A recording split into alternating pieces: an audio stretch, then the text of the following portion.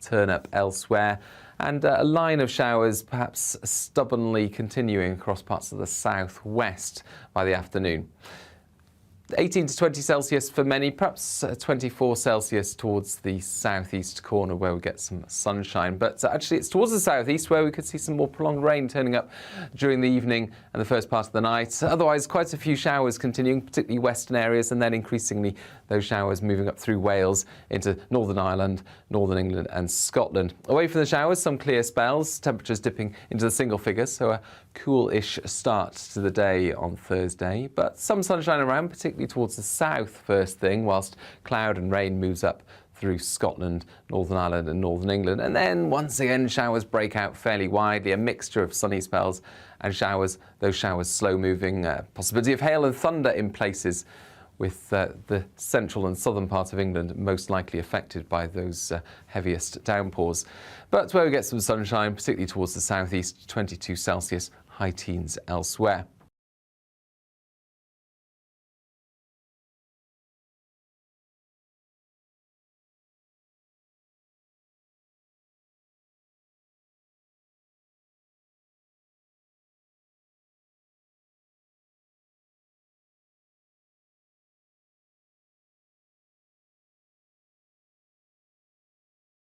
We are GB News. We're right across this great nation. On TV. On radio. On digital. Absolutely everywhere. We don't talk down to you. We embrace all voices with honest and civilised conversation. We are not part of the establishment. We're one of you. And we're only getting started. Join us on GB News, The People's Channel. Britain's news channel.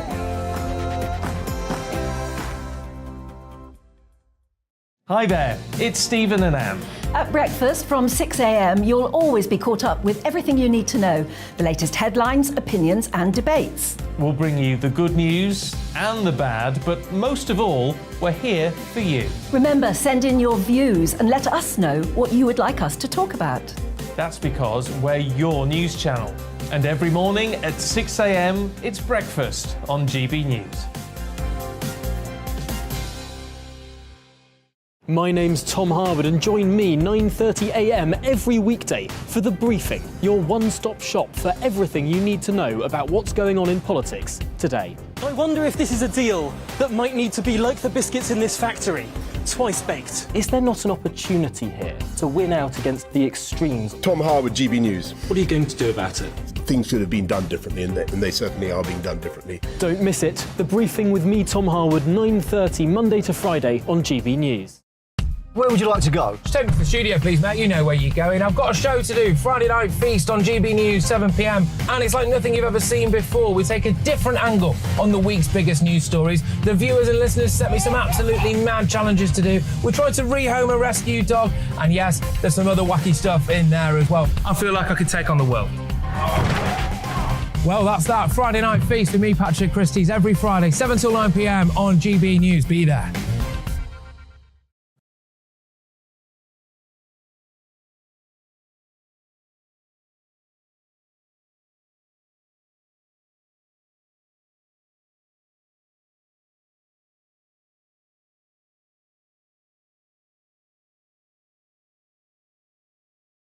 Squeeze. I'm Liam Halligan, and for the next hour, we're talking about the prospect of yet more strike action. This time not by rail workers or baggage handlers, but by doctors. Would strikes by GPs be justified? We hold a detailed discussion. Plus, saving in a private pension, is it worth all the aggro? And Money Talks with a man who makes long-range and pretty stylish electric bikes. On the Money, after the GB News headlines with Rosie Wright.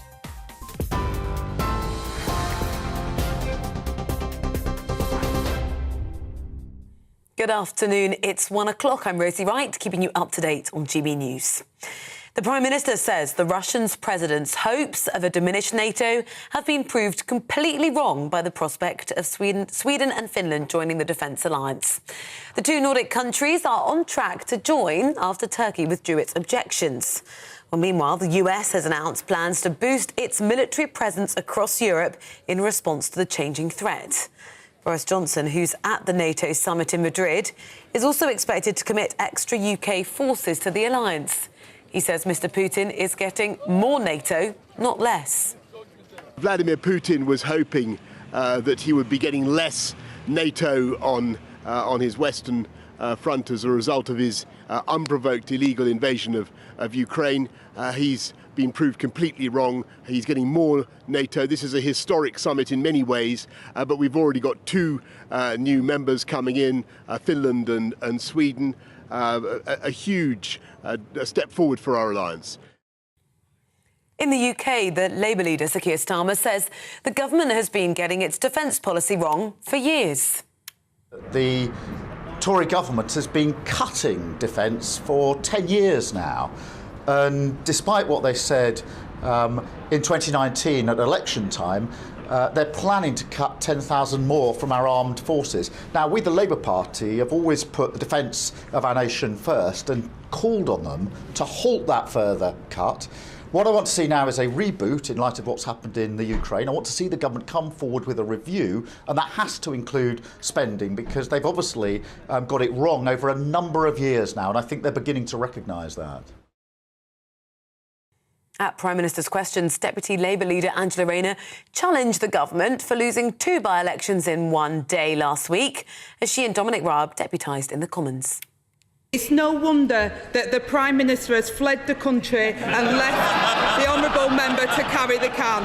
The people of Wakefield and Tiverton held their own vote of no confidence. The Prime Minister isn't just losing the room, Mr. Speaker, he's losing the country. But instead of showing some humility, he intends to limp on until the 2030s. So does he think the Cabinet will prop him up for this long? Prime Minister. I thank the Right Honourable Lady. I gently point out to her that we want this Prime Minister to go on a lot longer than she wants the leader of the Labour Party to go on. A 29-year-old man has appeared in court charged with murdering Zara Alina, who died on Sunday after suffering serious head injuries in Ilford in East London. We can find out more and go live to Thames Magistrates Court. GB News reporter Alice Porter is there for us. Alice, just give us an update of what's happened today. Well, 29-year-old Jordan McSweeney appears in court today dressed in a grey tracksuit. He confirmed his name and address in Dagenham. Now, he's been charged with the murder of 35-year-old Zara Alina. He's also been charged with her attempted rape and robbery. We heard in court that her bag and keys and mobile phone were stolen. He's been remanded in custody, and his bail hearing will be heard on Friday at the Old Bailey in central London. Alice, thank you for the update. Now, shop prices have risen by over 3% in the last year. It's the fastest rate of inflation in 14 years. The cost of food went up by over 5.5%, driven largely by high fertiliser and animal feed prices. Well, businesses are grappling with rising supply chain costs and a cut in household spending. Over the course of the next 6 to 12 months, we are going to see businesses being squeezed from all directions. It's going to be a perfect storm. Staffing costs are higher, input costs are higher, energy prices are higher, and therefore they are going to have to find ways to protect their margins and to remain profitable. And it's inevitable that that's therefore going to potentially fall on quality. The Duke and Duchess of Cambridge have paid tribute to Dame Deborah James, describing her as an inspirational and unfalteringly brave woman whose legacy will live on. The podcaster, known as Bowel Babe, died yesterday, aged 40, 5.5 years after being diagnosed with incurable bowel cancer. Donations to the fund she set up for cancer research have now hit over £6.8 million. Speaking on her podcast, Dame Deborah convinced one listener, Margaret Murtagh, to check out her own symptoms. Margaret was then diagnosed, treated and survived bowel cancer. I was messaging her, and she was messaging back. She had lots of followers, but she was just so kind and so sweet, and was giving me advice when I was in hospital, saying, what was your, what was the size of your tumour? And actually, when we met up, she was so lovely. She was like, come in the picture, let's take a selfie. And she was so sweet. We were comparing sort of tumour sizes. She was like, oh, mine was 6.5 centimetres. And I was like, oh, God, mine was 7. And the one thing she said was that I am so pleased that you are the reason why I do this work, because you are an early stage survivor. This is GB News. We'll bring you more as it happens. Now let's head back to Liam for today's On the Money.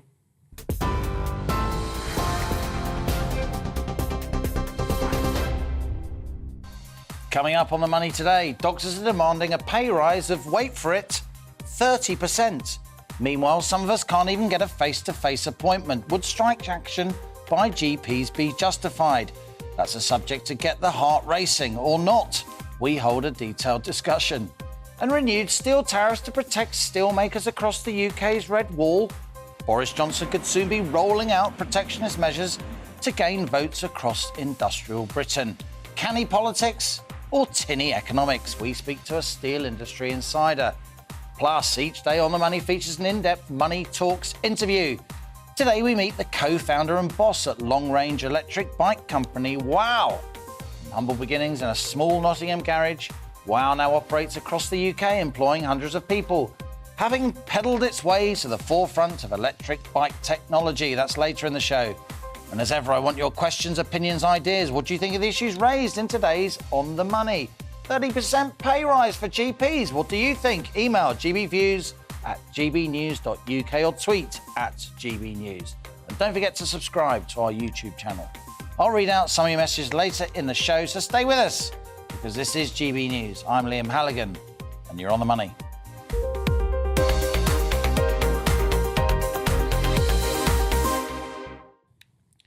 With rail workers and barristers taking to the picket lines, the UK's doctors are now also preparing for industrial action of their own.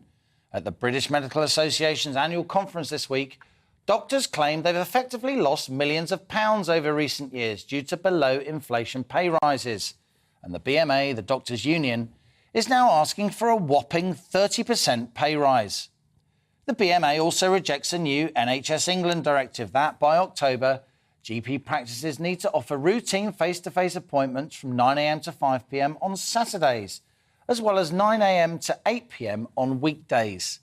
Some doctors supporting industrial action point to the rail workers' strike as inspiration.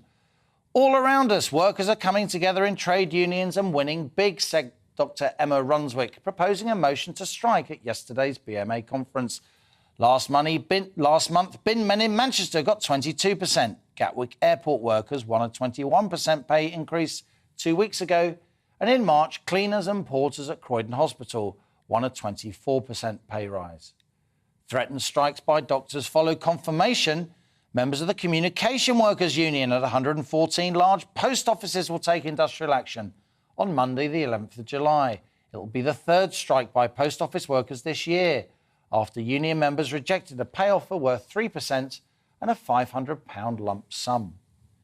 As inflation rises and pay lags behind price rises, the spread of strike actions leading to parallels with the 1970s, fears of a wage price spiral that could push up inflation even more. Back then, more than half of UK workers were in a trade union. Today, it's around a quarter. Many NHS staff worked hard during the COVID pandemic, of course, going above and beyond. Yet among the broader population, there is growing impatience at the ongoing lack of face-to-face GP appointments. While junior doctors earn relatively modest wages, the average consultant takes home almost £120,000 a year. That's 4 times the national average salary. A 30% pay rise for them would equate to an extra 36 grand a year, more than the typical worker's entire annual wage. Should GPs really be, in the words of some BMA delegates, channeling their inner Mick Lynch, hero-worshipping the RMT leader? And that's our On the Money question today. Would strike action by GPs be justified?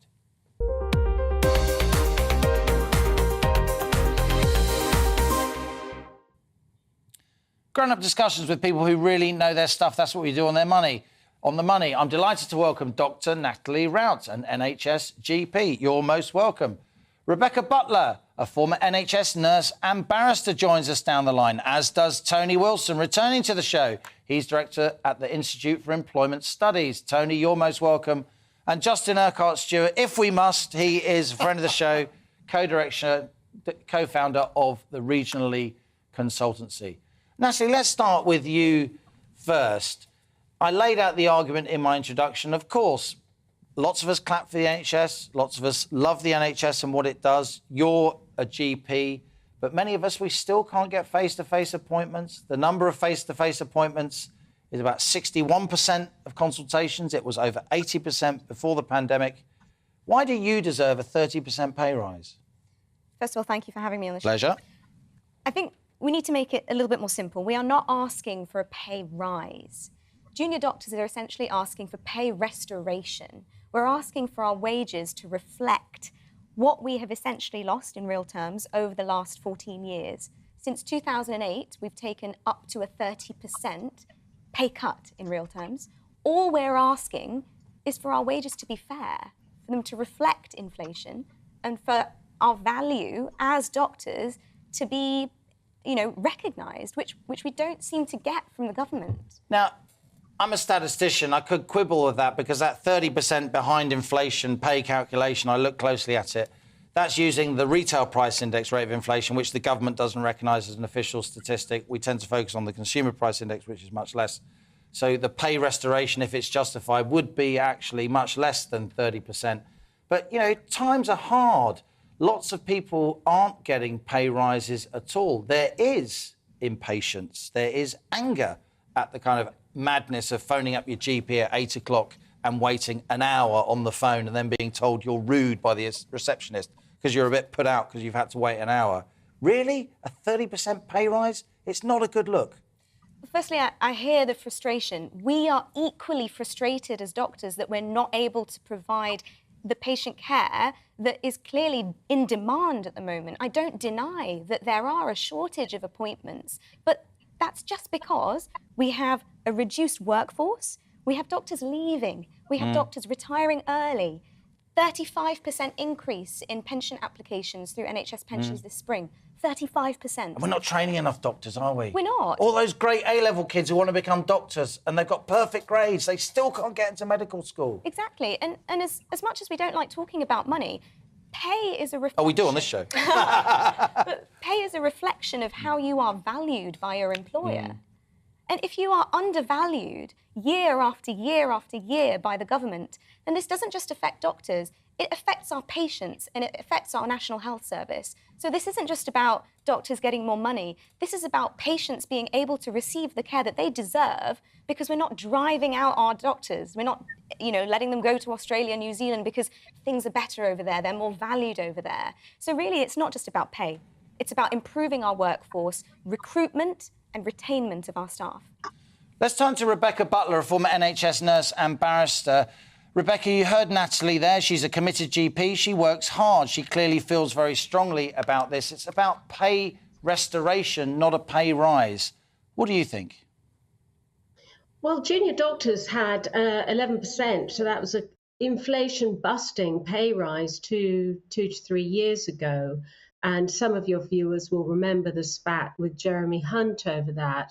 We're sort of almost talking about three different things here, Liam. We've got junior doctors, we've got GPs, and we've got consultants. So there are sort of three different categories that it needs to be sort of boiled down, and you do need to look at them independently.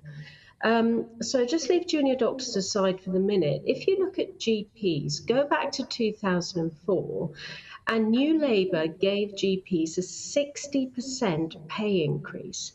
And at the time, the relationship between GPs and the NHS was very much about the internal market, and GPs effectively contract themselves to the NHS. It's almost a privatised system.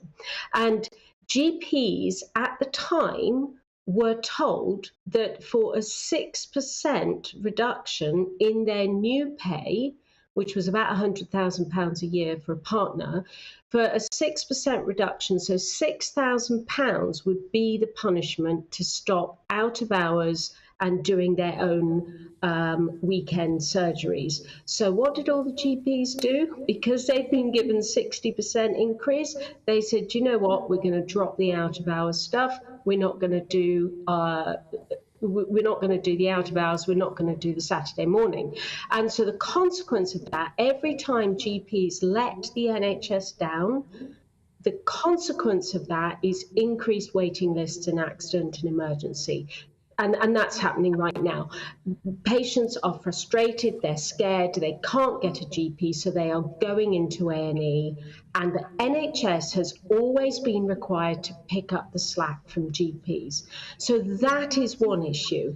And currently, GPs are looking to have more money back again, to go back to the situation pre-2004 when they did their own on-call.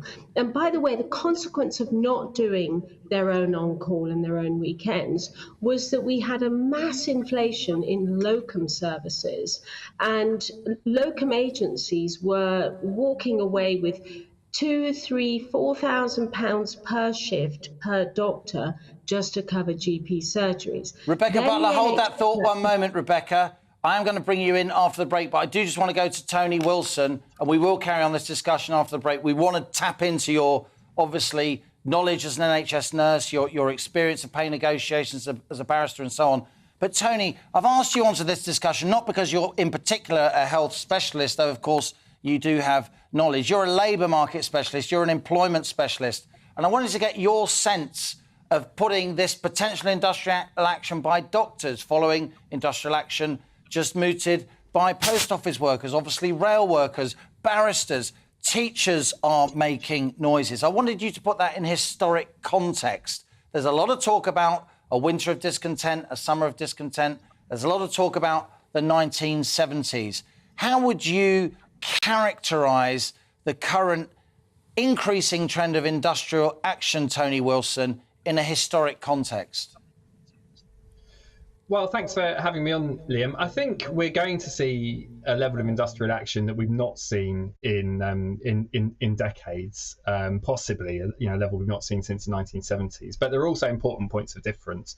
One in particular is that there's kind of four main industries, I think, now where union density is high enough that you could see widespread disruption. And so it won't be as broad as we saw in the 1970s. But those are transport, as we've seen, health, education, and broadly public administration, so local government, and probably also I would expect the civil service as well. Will be balloting for action.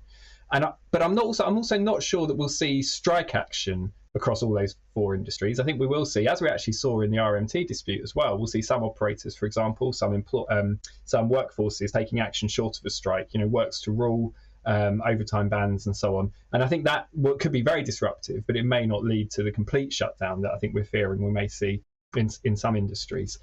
I think what's less likely is that we wait. I don't think we're going to see a sort of spillover from that action into other industries, although we may at some margins. But the one important point I make is what's driving higher pay now, particularly in the private sector, where pay is racing ahead in the private sector, is the really, really tight labour market that's been driven by really high turnover in work and by fewer people participating in the labour force. This big fall in numbers of people in work or looking for work. And actually, I'd agree with the point Natalie made earlier. In many respects, that is the root of the challenge the government has with GPs too, is that doctors more broadly too, is that so many doctors are leaving and we're struggling to train enough and also to keep people in work. So the government is going to need to do more, I think. Otherwise, it will face a recruitment and retention crisis as well as potentially industrial action. Tony Wilson, Director of the Institute for Employment Studies, great to have you on the show. We will be carrying on this discussion after the break. Thank you to my guests so far. We're discussing, would a 30% pay rise for doctors be justified? This is On the Money with me, Liam Halligan. Stay with us. You're on the money.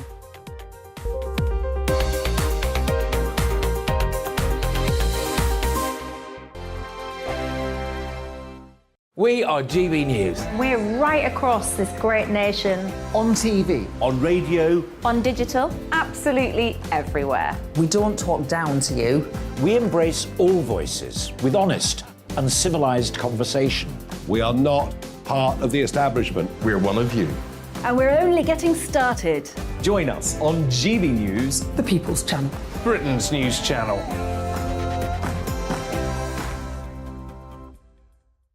Hi there, it's Stephen and Anne. At breakfast from 6 a.m, you'll always be caught up with everything you need to know, the latest headlines, opinions and debates. We'll bring you the good news and the bad, but most of all, we're here for you. Remember, send in your views and let us know what you would like us to talk about. That's because we're your news channel. And every morning at 6 a.m, it's breakfast on GB News.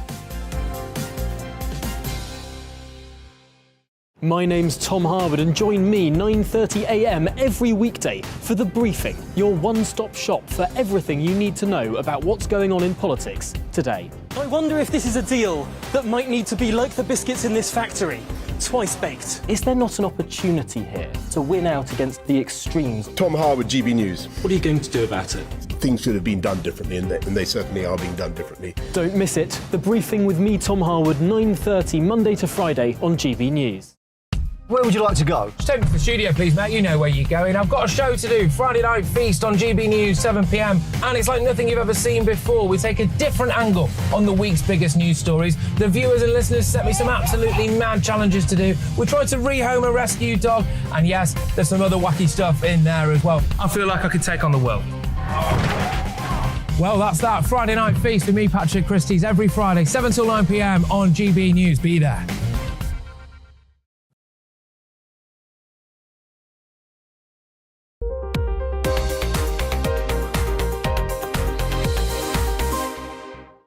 And welcome back. You're on the money. It's 1:22. We are discussing the pay of doctors because the British Medical Association, the Doctors' Union, is demanding a 30% pay rise. Is it an opening gambit? Do they really mean it? It seems like a lot, though inflation is at 9.1%. Doctors say it's not about a pay rise. It's about making up for pay that they've lost with lower wages in previous years. Let's go to you first, Justin. You've been listening to this discussion. We've heard from GPs, we've heard from former NHS nurses, we've heard from academics. What do you make of it? Well, it all rings a bell back to the 70s, doesn't it? Remember, we saw pay rises there and huge industrial disputes. The unions are much stronger then, you know, as you were saying, some of the figures. So it resonates. You can just go around the professions and other areas of labour. Similar story coming through. But barristers, yeah, doctors. I mean, we're not talking, Red Robbo and the production line at British Leyland, are we? Well, I remember blokes in lumberjack jackets standing around, barrels full of burning wood. Well, glad I didn't. When I was first training as a barrister, I'm a failed barrister, and my pupil master actually said to me, he said, there's more money in crime than defending it. Yeah. And he was absolutely right. But no, what you're seeing here, and this is where it gets dangerous, in the 70s, we allowed inflation to get embedded. So it's not just the price of goods going up, has inflation, after a year it drops out again. If you then have lots of wage pressure as well, feeding into it, other costs, it's very difficult to break. But if you go through the calculations, as people feel they've been underpaid for, or not, as Natalie was saying, the level they should have had, now we're seeing the pain of what was actually then agreed to by weak government beforehand. Now, Natalie Rout, we heard from you earlier. You are a GP. Great to have you in the studio with us. You've been listening patiently to some of the things that we've been saying. Justin's ridiculous tales about being a failed barrister and all the rest of it. But look, GPs, they're some of the smartest people in society. It's not just about what it would cost to implement a 30% pay rise. You will argue it's wage restoration, but it will be written up as a wage rise. What's that going to do to the general environment for wage bargaining in this country when, doctors, top lawyers are arguing for massive taxpayer-funded pay rises? It's going to be no holds barred. There's going to be a massive dash for wage inflation, a wage price spiral, and we'll all be worse off. Firstly, I want to just reiterate the point that actually this whole story has come from junior doctors requesting that they have what they are due. So it's not that GPs are requesting a pay rise. This whole thing has started because junior doctors... And they are on 35, 40 grand a year on average, which is not much more than the average wage, even though they're massively qualified, super hard-working people. 6 years of training, multiple exams, multiple membership fees, and those things don't stop. You carry on. So think about the amount of student debt that those junior doctors have racked up over those 6 years. So they're already in debt by the time they start, and then they start on low salaries. And the thing is that still, we're not getting pay rises in line with other professions that are. So you mentioned yourself, there have been other professions, like the bin men in Manchester, cleaners in Croydon, Gatwick airport staff, that have received subsequent pay rises, pay restoration. But these are people on really low wages. And look, many senior doctors would say to me, I'm longer in the tooth than you. Many doctors of my generation, my best mates at university who became doctors, they're saying, oh, I was a junior doctor for 10 years and I didn't earn much. Now I'm a consultant. I've got a massive house. I'm on 150 grand a year. And that's the deal, isn't it? You work really hard in your younger days as a doctor and then you get a cushier, easier life with big pay in your latter years. A few things in response to that. That doesn't take into account inflation and the cost of living now. Secondly, do you want a tired, overworked, undervalued doctor looking after your health, making decisions about your health, whether you have a medication, whether you're operated on? That's what you're implying, that, yeah, work really hard, get tired, burn out, leave the profession. But that's what you're meant to do. That's what you've signed up to do. But that's not what creates good quality care. We want to provide a good healthcare system, and that's not built on the foundation of tired, overworked doctors. Which, again, my frustration in response to what Rebecca was saying is that you're implying that GPs don't want to work. We are working flat out. I started at 8 a.m. this morning, ran until 12:30. I got in a taxi and came here. I'll go straight back to my clinic. I'll be working non-stop. Making that many patient decisions, speaking to that many patients, 10 minutes per appointment. That's not ideal. That's not actually giving me enough time to do the mountain of work that secondary care piles on us. I have to ask you this with huge respect for your profession, for your education, for what you do every day, but I have to ask you this. I'm a journalist and I get literally hundreds of emails about this. Are some doctors seeing fewer patients face-to-face deliberately? Are you telling me you don't know any doctors who quite like Zoom consultations rather than face-to-face? Why is it still 63% rather than 80%? There's actually a demand for telemedicine. There is a significant portion of the population, particularly young professionals, who want telephone appointments, who want video appointments. This isn't about what... But almost 2 out of every 5 consultations still over the phone or the internet? Still not with a doctor, but with a clinician or one of my team? But what's the problem with that? If you see a pharmacist about a problem who's trained... Because you can misdiagnose. It's very hard to touch and feel when over the phone you can't. That I agree. And you know the soft signs. You're a medic. I think you're underestimating the value of our members of our multidisciplinary team, which isn't fair. You don't always need to see a GP for everything. You can see a nurse, you can see a pharmacist, and they will be able to absolutely deal with your problems if it's appropriate, and if not, escalate it to one of the GPs or doctors. So that's besides the point. But we are seeing face-to-face patients. Like I said, I've just come from clinic this morning. And actually, the problem is we don't have enough staff. We don't have enough rooms in our buildings to accommodate our staff to see patients. There's a problem with our estates, and there's a big problem with our workforce. How can we offer more and more appointments if actually the number of patients has grown per doctor that's able to offer them care? There's a real problem here that needs to... We can't get this message out enough. There is a workforce crisis. People are leaving because there is an increased workload. That you don't see the work that goes on behind the scenes. It's not just about seeing a patient. It's about looking at lab results. It's about reading documents from operations. And it's about all of the extra workload that's coming to us from hospitals that you don't see behind the scenes. And you and I can both agree, and I'm sure Justin would agree as well. Of course, we face massive demographic pressures with an ageing population, and we need to train more doctors. Exactly. We need to train more doctors. Rebecca Butler, let's go to you. We've heard from Natalie Rout there again. She is trying hard to get her point across. She's getting it across very effectively. But is there a sense of... Oh, I'm afraid we've lost Rebecca Butler for now. Let's go back to Tony Wilson. Tony, you are from the Employment Studies Institute. We were talking earlier about the historic context of where we are with this increasing industrial action. We're not going back to the days of British Leyland and Reb Robbo, or even of Arthur Scargill, though he did turn up on an RMT picket line in a baseball cap the other day, always with an eye for a photograph in the newspapers. But do you think, as an economist, as somebody who studies labour markets closely, this much-feared wage price spiral could happen? Headline inflation is currently 9.1%. We know other measures are much higher, particularly producer price inflation, which is above 20% now. Could we see if we do have a big wage increase for doctors, for barristers, as well as for rail workers, people right up and down the income spectrum, could that wage price spiral be unleashed? Well, I think in many respects, Liam, we've already got the wage price spiral in the private sector and in service industries, in particular in the private sector. So we're seeing pay growth above 10%, sometimes 10 to 15% in a range of private sector services, in finance, in professional services, in hospitality, in real estate. And in those industries, you can't get 10, 15% annual gains in productivity. So those costs those increased costs get passed on in higher prices. But in the public sector, we're seeing far lower pay growth. And again, this comes back to the point Natalie and others have made. Now, in health services, we're seeing pay growth running at less than 5% per year. So it's so there's definitely a public-private split happening here. I would come back to this point though, that I think that certainly, for doctors specifically, the thing the government will be most worried about is the retention and recruitment crisis they're facing. And I think this is about much more than pay, for all the reasons Natalie set out. My one point of challenge, I think, is around this focus on measures of inflation. The RPI measure is a nonsense measure in these terms. RPI has risen by nearly 60% since 2008.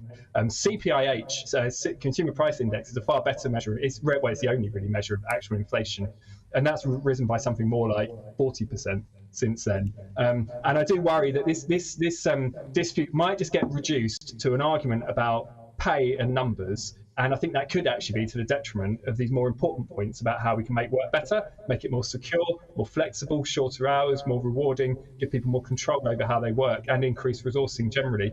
If this becomes an argument about 30% versus the 5% that other people might be getting in the economy, I think that would be to the detriment, actually, of improving our health services, sadly.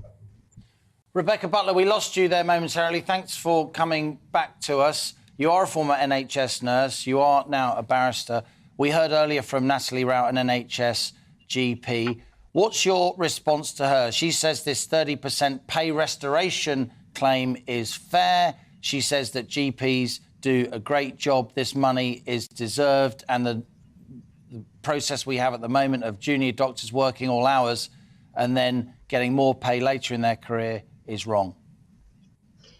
Well, there are lots of questions in there, but I'll just remind your viewers that doctors' pay is determined by a statutory body, and the statutory body reports on every budgetary cycle, and the current demands are sort of 10 times more than the pay review body recommended.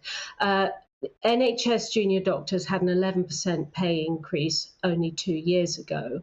So the BMA is a trade union. The BMA is quite rightly representing its members, and I don't disagree with that in principle. But where I will take issue with things that Natalie has said is, if you don't like GP, then go into other areas of medicine, okay? Because GPs are the only specialism in medicine that do not do antisocial hours or on-call. So if you find GP too hard, then I do struggle to understand where in medicine you will sit. My daughter is a specialist trainee, and she is on a part-time contract on 40 hours a week. She's part-time because she's got a baby. And, I look at her working hours, and she is required to do nights, twilights, evenings, early mornings. GPs don't have any of that. GPs do not have any out-of-hours work at all anymore, and GPs do have to step up to the mark. They've really had a good run, and I know that recruitment and retention is a problem. Numbers in medicine are not a problem, Liam, because those are planned with the Department of Health and the academic institutions on a 10-year cycle. So, all of that planning is done by the Department of Health and NHS England. So I do struggle when people say we aren't training enough, because we're training as per the 10-year cycle. We can't just keep on having more doctors, ad infinitum. I do understand there is a retention issue in general practice, but that goes down to the way they run their own profession.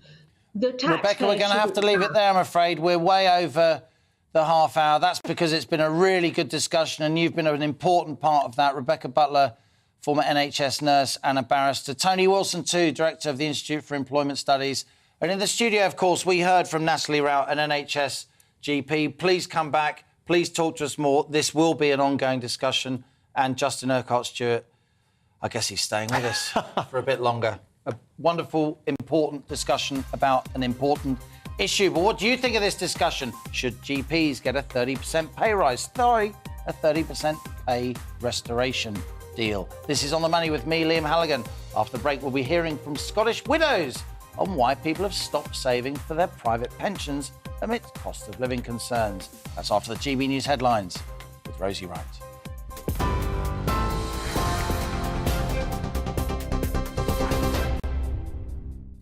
Good afternoon, it's 1:37. I'm Rosie Wright, keeping you up to date on GB News.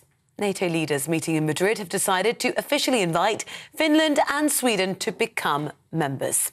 The door was open to their membership after Turkey withdrew its objections.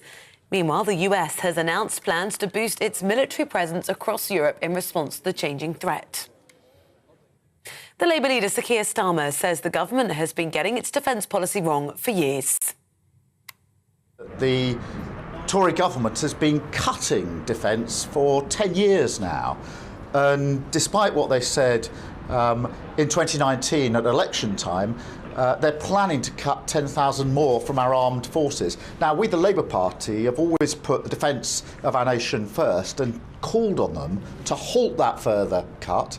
What I want to see now is a reboot in light of what's happened in the Ukraine. I want to see the government come forward with a review, and that has to include spending, because they've obviously got it wrong over a number of years now, and I think they're beginning to recognise that. A 29-year-old man's been remanded in custody after appearing in court charged with the murder of Zara Alina. The aspiring lawyer, who was 35, died on Sunday after being found with a serious head injury in Ilford in East London. Jordan McSweeney has also been charged with attempted rape and robbery. A package of quotas and tariffs on steel imports is being extended by 2 years, despite breaching Britain's legal obligations under the World Trade Organization. The International Trade Secretary, Anne-Marie Trevelyan, says it's justified to safeguard Britain's economy against energy market and supply chain disruptions.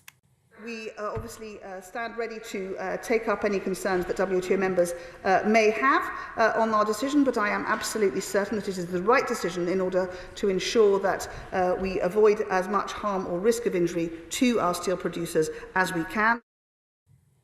TV, online and DAB+ radio, this is GB News.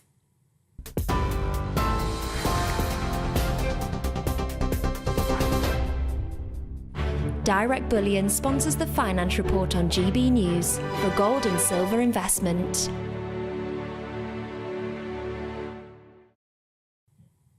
Here's a quick snapshot of today's markets. The pound will buy you $1.216 and 1.156 euros. The price of gold currently stands at £1,501 and 93 pence per ounce. Direct Bullion sponsors the Finance Report on GB News for real-time investment. We are GB News. We're right across this great nation. On TV. On radio. On digital. Absolutely everywhere. We don't talk down to you. We embrace all voices with honest and civilised conversation. We are not part of the establishment. We're one of you. And we're only getting started. Join us on GB News, The People's Channel. Britain's news channel.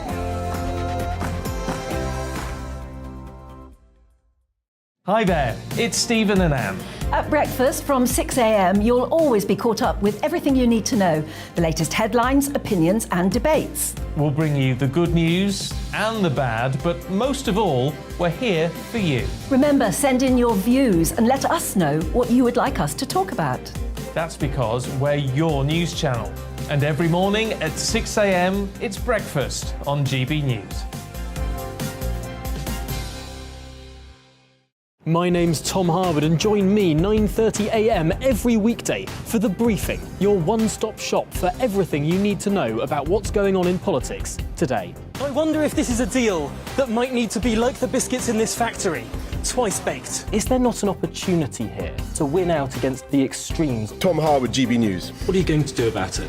Things should have been done differently, and they certainly are being done differently. Don't miss it. The Briefing with me, Tom Harwood, 9:30 Monday to Friday on GB News.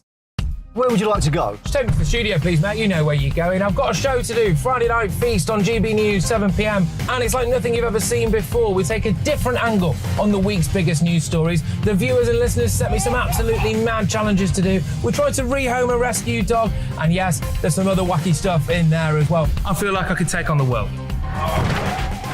Well, that's that. Friday Night Feast with me, Patrick Christie's, every Friday, 7 till 9 p.m. on GB News. Be there.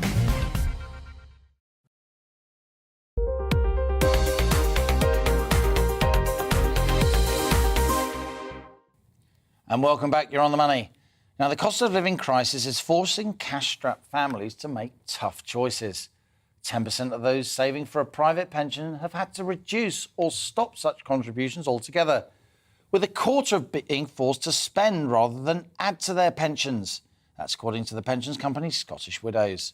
Of course, we'd all like to save for the future, but is putting money aside for a private pension financially sensible or viable, with so many of us struggling to make ends meet? Joining us now to speak about this important issue is Pete Glancy, Head of Policy at the pensions company Scottish Widows, who did this research. Pete, just talk about the extent to which we're seeing a drop in pension saving, or are we seeing a drop or a slowdown in the rate of increase? Well, what we're seeing at the moment is we're not seeing a significant drop in activity in terms of workplace pensions, people saving through their employer, albeit we are hearing from employers that they're starting to see inquiries from their employees about reducing contributions. The work that we conducted was surveying 5,000 members of the British public, trying to understand how the interaction with the cost of living crisis today was interacting with the retirement living crisis that many millions of people will be facing into in the future. 11% of people were telling us that they have stopped or reduced saving for retirement in some shape or form. Not necessarily a workplace pension. People have other forms of pensions. They save for retirement through ISAs. 29% of people over the age of 60 are saving using cash savings, etc. So the term pension means something different to different people. Workplace pensions are holding up well, but other forms of pension savings seem to be taking a bit of a hit. And why is this really important? I mean, isn't it kind of obvious that when people are feeling cash-strapped, they're just going to save a little bit less? Isn't this just a natural development, or do you think it's a bit worse than that, a bit more alarming, Pete? Well, we conducted our survey in the spring, and that was before we saw the lifting of the price cap on the energy and the full effects of the Russia-Ukraine war on prices of food, etc., and imports. So we do think that the results will get worse. We'll continue this survey every year. Of course, if you've got little headroom to get by and make ends meet in the short term, you certainly don't have the headroom to put money away from the future. As I did mention, many people are saving for the retirement through a workplace pension. Now, that means if you're putting in money, your employer's putting in money too. If you decide to stop paying into a workplace pension, your employer no longer needs to put those contributions in, and that means you could be losing out on some of the overall employee benefit package that you're entitled to. It also effectively means that you might be, selling a tenner for a fiver in the crudest sense there. So you really want to think twice. But I wouldn't encourage people to be getting into debt in order to finance savings. If you find that you're struggling, to continue with your retirement savings, seek help. The Money Helper service is a service provided for free by the UK government to the British public. If you have concerns about credit or debt or savings or pensions, you can contact them online, or you can contact them on the phone, and they will help you with some of these big and sometimes quite significant decisions that people might be facing into at the moment.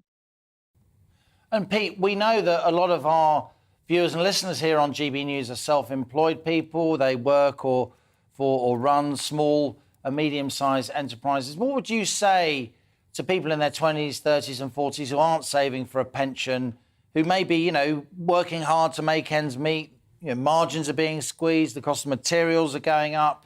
Obviously, tax rises have just come in, national insurance, there's a corporation tax rise coming down the line if you're running a small business. What would you say to people in their younger and middle adult years who aren't saving for a pension? Well, a couple of things.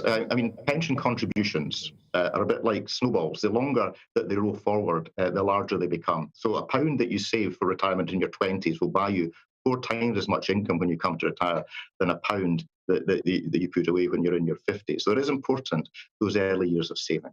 We understand from research that we've conducted with the self-employed that the self-employed earnings are much lumpier depending on which business line you're in. You may be enjoying a spike in earnings and profits, or you may be experiencing a trough. So the self-employed can't commit to putting, say, £200 a month into a financial services product in the same way that employed people would typically do. And we also know from the self-employed that they can't often afford to lock their money away for 30 or 40 years until they retire. So they're often looking for a savings vehicle that has more flexibility. I don't think it's critical whether you use a pension or an ISA or some other form of savings. But what's critical is to try and put away around about 12 to 15% of your earnings over the course of your working life. As I say, employed people will try and do that on a monthly or weekly basis. For the self-employed, we recognise that things are much lumpier, and it may be to try and achieve that average, as and when the business conditions allow. Clancy had a policy at Scottish Widows. Very thoughtful contribution. Really good to have you on the show, and I hope to welcome you back again soon. Interesting guy, obviously hugely knowledgeable, head of policy at Scottish Widows. Highly respected individual. Absolutely. It is difficult, isn't it, at a time like this, Justin, when there is a cost of living squeeze. If you're self-employed, I mean, the idea of putting away 10-15% of your income doesn't compute. At the end of the month, nobody has any money left in there. They've been paid, you've spent it all. It doesn't happen. The only way you can do this is it gets taken out of your account before you get your mitts on it. Yeah. And you need to start that at the age of 0.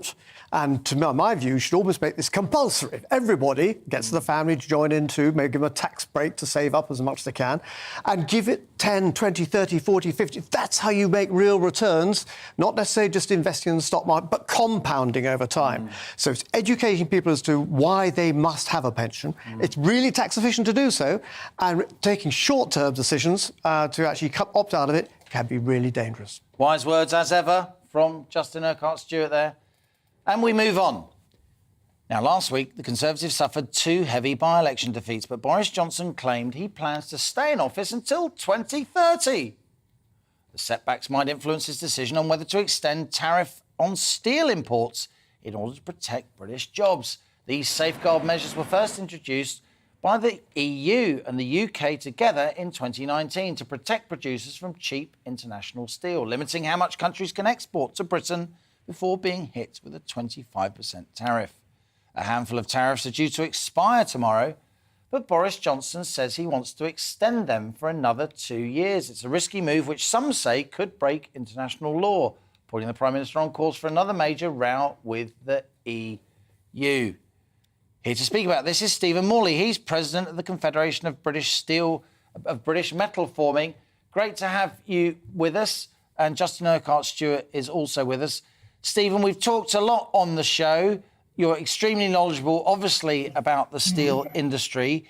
Is the Prime Minister, when it comes to you and your members, preaching to the converted? Do you think he's doing the right thing by proposing to extend these EU-era, if you like, steel tariffs? Well, the steel tariffs are required to protect UK steel.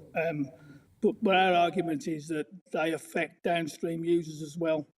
So while we recognise that some protection for UK still needs to be in place, on one particular category, which is category 12, it's affecting downstream users. And that means my members are being impacted by tariffs from our own government on a British company, which can't be right. We know, if people want to hear you and I discussing the steel industry at length, we did a long-form Money Talks interview, didn't we, several months ago? People can catch that on my Money Talks podcast or on the GB News YouTube channel or app. We know 25,000, 30,000 people still work in the British steel industry. It isn't what it was, but it's still important, certainly in some parts of the country. We still produce a world-class product. We're suffering because our energy costs are very, very high. No cap on energy prices for steelmakers or any business come to that. Of course, the Prime Minister wants to appeal to people in those red wall seats where steelworks generally are, But isn't there a danger here that Britain could be seen to be unreliable internationally? Aren't you concerned about that? For a Prime Minister to intervene and stop the expected expiry of a steel tariff with just days to go, it looks a bit rash, no? To be honest, Liam, the damage was done 12 months ago by Liz Truss, not by Boris Johnson. He's obviously part of the same government. Anne-Marie Trevelyan has had to pick up the mantle and deal with this situation. From my perspective, she's listened to my problems on Category 12.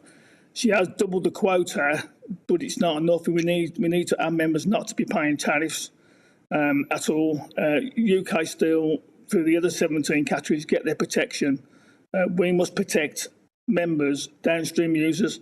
Now, you mentioned the figure of 35,000 people working in UK Steel. There's 10 times that many people working in downstream manufacturing. So who's protecting them? You know, this red wall mist is just covering the cracks, really, of the real volume of workers is actually in downstream metal forming, not UK Steel. Interesting, because, of course, you represent the users of steel rather than the makers of British steel, and you represent a lot more workers. No, that's a point well made. So do you think that the Prime Minister he's justified in what he's doing, or could this backfire on him? I don't think it'll backfire on him. WTO rules are in place, but they don't hold any weight, really, because they're not enforced. So when President Trump put two free tariffs in place a few years ago, he knew that WTO couldn't react against him. And Liz Truss knew the same last year when she made the first statement going against the TRA recommendations. So really, although everyone will try to make political gain about breaking WTO rules are really toughless, really, in terms of impact. And Stephen, I couldn't have you on the show as knowledgeable as you are, as connected with British manufacturing and metal forming in particular, without asking you about the energy question. Of course, rising energy prices are on all our minds all the time, but you represent some companies that use a lot of energy, where energy is one of their major costs. There's no energy price cap for your members or any businesses, as I've said.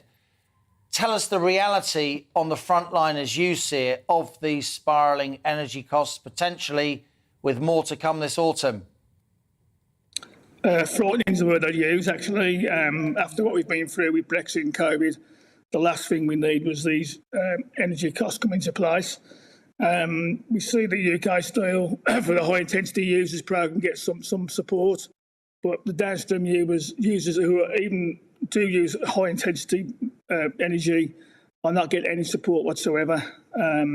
So that's frustrating. It's worrying for the industry as a whole. We understand that we hear, everyone's got the home bills and the rising for everyone at home. Affects all of us, but really worried about industry and how we protect the jobs in industry with the cost of energy going so high. President of the Confederation of British Metal Forming, great to have you on the show. I always learn a lot from listening to you. Justin, he's a serious guy. Yeah. Frightening, it's not the kind of word he normally uses. No, but this is really important. Do you want free trade or fair trade? Yeah. We all like free trade, but when you've got industries like this, which has always had one hand tied behind its back because of the tax benefits the continental producers have, we need to provide some protection, but eventually free trade. Justin Urquhart-Stewart, great to have you with us. You are co-founder of Regionally. Let's bring some of your views now as we end the show. Our main question was strike action by doctors be justified who are asking for a 30% pay rise. Michael says, 2 years ago, we all stood outside, whatever the weather, clapping the NHS. Today, I'd be more inclined to give them a damn good slapping. It's a phrase, Michael. Jackie says, the NHS to many is the best of the best that this country offers. It needs to be protected from the venal Tories at all costs. And Tommy says, if the GPs went on strike, would we notice any difference? Harsh. Thanks for your emails today. Great to hear from you as ever. That's all we got time for. I'm back tomorrow, same time, same place, focusing on the cost of living crisis, helping you to beat the squeeze. But for now, this is GB News. I'm Liam Halligan, and that was On the Money. Hi there, I'm Aidan McGibbon from the Met Office. A bright day for some with sunshine, but quite a few showers, I think, for many. And there'll be some heavy downpours out there as well. And one or two spots seeing more persistent rain. A couple of occluded fronts moving around an area of low pressure will provide the focus for showers. That low sitting to the northwest of the UK, and still a breezy day to come. Not as breezy as it was on Tuesday, but we're going to see some cloud and some outbreaks of rain for a time, clearing East Anglia in the southeast. Then it brightens up and it's mostly dry later in the afternoon here, whilst a mixture of sunny spells and showers turn up elsewhere. And a line of showers perhaps stubbornly continuing across parts of the southwest by the afternoon. 18 to 20 Celsius for many, perhaps 24 Celsius towards the southeast corner where we get some sunshine. But actually it's towards the southeast where we could see some more prolonged rain turning up during the evening and the first part of the night. Otherwise, quite a few showers continuing, particularly western areas, and then increasingly those showers moving up through Wales into Northern Ireland, Northern England and Scotland. Away from the showers, some clear spells, temperatures dipping into the single figures, so a cool-ish start to the day on Thursday. But some sunshine around, particularly towards the south first thing, whilst cloud and rain moves up through Scotland, Northern Ireland and Northern England. And then once again showers break